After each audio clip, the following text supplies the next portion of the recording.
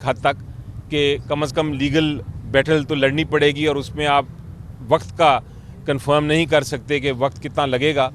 तो in the mean time जब तक हमारे पास वहाँ से तब्दीलियाँ नहीं आती अदालत के ज़रिए, हमने अपनी स्ट्रेटजीज़ बनाई हैं और इस वक्त जो लगता है वो ये है कि KPK में भी, सेंटर पे भी और पंजाब में भी हम राब्ते में हैं लोगों से।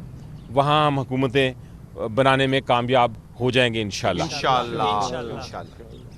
कल मियां नवाज शरीफ ने एक तकरीर की, उसमें उन्होंने कहा कि पीपल्स पार्टी और दीगर जमातों के साथ हम मिलकर हुकूमत बनाएंगे।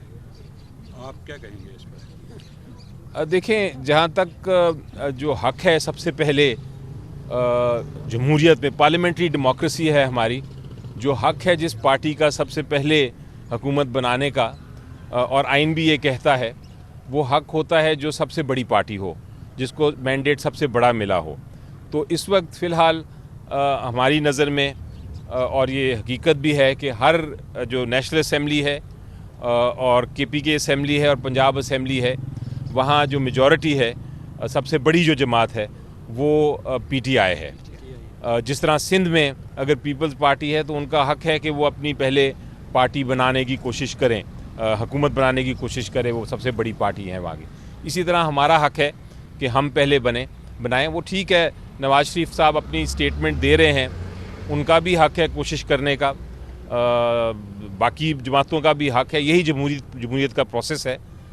हम उस पर बात नहीं करना चाहेंगे, लेकिन हम अपनी बात करना चाहेंगे कि हम इंशाल्लाह हुकूमत बनाने जा रहे हैं और हम कोशिश करेंगे कि हुकूमत उस तरह बनाएं जो कि पाकिस्तान को आगे लेके जाए, क्योंकि लोगों ने इतना क्लियर कट मैंडेट दिया है कि इस मैंडेट की इज़्ज़त करना मेरा ख्याल है हर इंस्टीट्यूशन और हर शख्स का फ़र्ज़ है।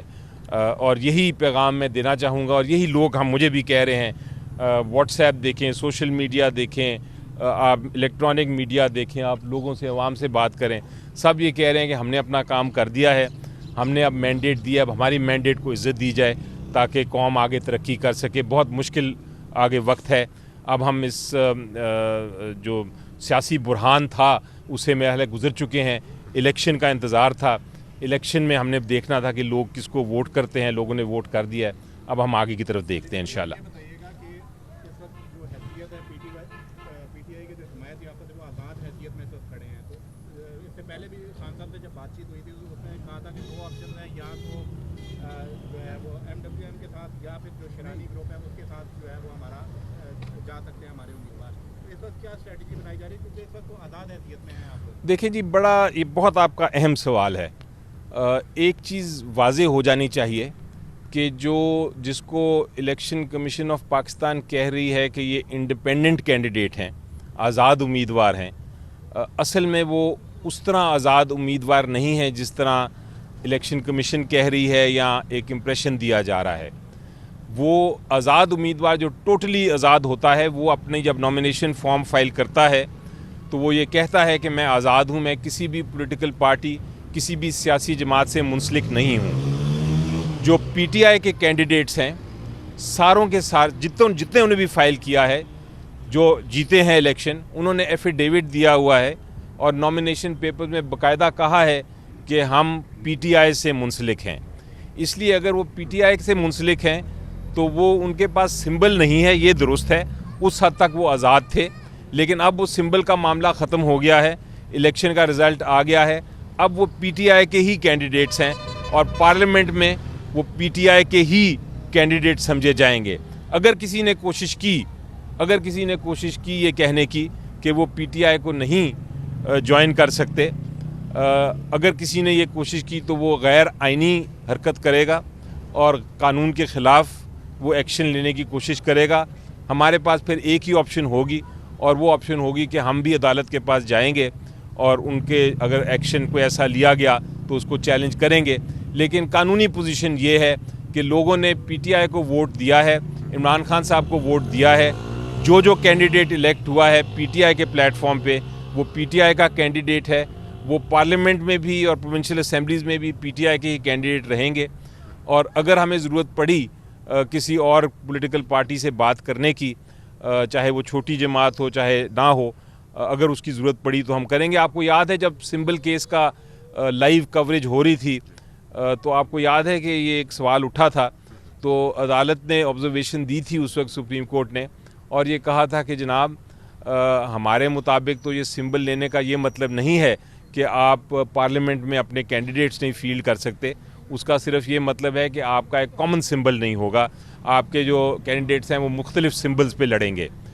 उस वजह से जो कौम थी शुरू में कंफ्यूज ज़रूर हुई क्योंकि बहुत सारे सिंबल्स थे, लेकिन खराज तहसीन पेश करता हूँ इस कौम को कि उन्होंने उसके बावजूद ये समझा और जाना और उसको अंडरस्टैंड किया कि किसको वोट करना है किसको नहीं करना, और उस सिंबल की कन्फ्यूजन को दूर करते हुए पीटीआई के कैंडिडेट्स को उन्होंने इलेक्ट किया। अली ज़फ़र साहब, एक कानूनी नुक्ता ये भी है कि सुप्रीम कोर्ट से जो फैसला आया, इलेक्शन कमीशन के फैसले को बहाल किया गया और पेशावर हाई कोर्ट के फैसले को रिवर्स कर दिया गया। उस सूरत में आपके इंट्रा पार्टी इलेक्शन जो हैं वो कदम हो गए और पार्टी एक तरह से डिसमेंटल है इस वक्त।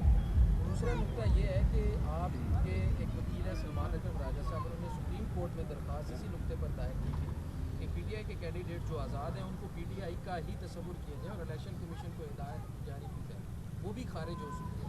इस सूरत में भी आपके जो आज़ाद उम्मीदवार हैं वो पीटीआई के कैंडिडेट्स ही रहते हैं? जी देखें, मेरी नज़र में सबसे पहले तो पीटीआई जो है वो उस डी रजिस्टर नहीं हुई। पीटीआई एक पार्टी है, एग्जिस्ट करती है। आप दुरुस्त फरमा रहे हैं कि इंट्रा पार्टी इलेक्शंस हमने कराने हैं, उसका प्रोसेस आपको याद है इलेक्शन से पहले शुरू हो गया था और उसमें जो नॉमिनेशन पेपर्स थे वो भी आ गए थे, लेकिन चूंकि जनरल इलेक्शन था और हमारा जो सेंट्रल ऑफिस था उसको सील कर दिया गया था और हमारे लोगों को खदशा था कैंडिडेट्स को कि वो पकड़े जाएंगे अगर वो आए और इलेक्शन में हिस्सा नहीं ले सकेंगे, तो उस वजह से उसको थोड़ा सा पोस्टपोन किया गया था। अब वो जो सिलसिला था इंट्रा पार्टी इलेक्शन का वो दोबारा शुरू करने का फ़ैसला कर लिया गया है और आप देखेंगे कि जल्द 1-2 दिन में इंशाल्लाह वो इंट्रा पार्टी इलेक्शंस भी हो जाएंगे, तो वो जो आपकी ऑब्जेक्शन है वो भी दूर कर देंगे हम इंशाल्लाह इसी तरह करके election. Thank you sir. Thank you.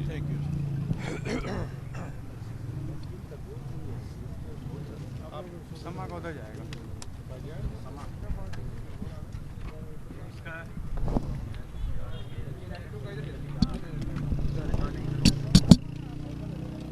Shabir भी बैकअप है, उसको पूछो वो आसान है, किधर का आसान है, पैदल चला ये भी उसके बैग में से मेरा बैटरी बाहर नहीं वो किधर आ? गाड़ी बंद ही कोई नहीं, रोटी खानी चाहिए।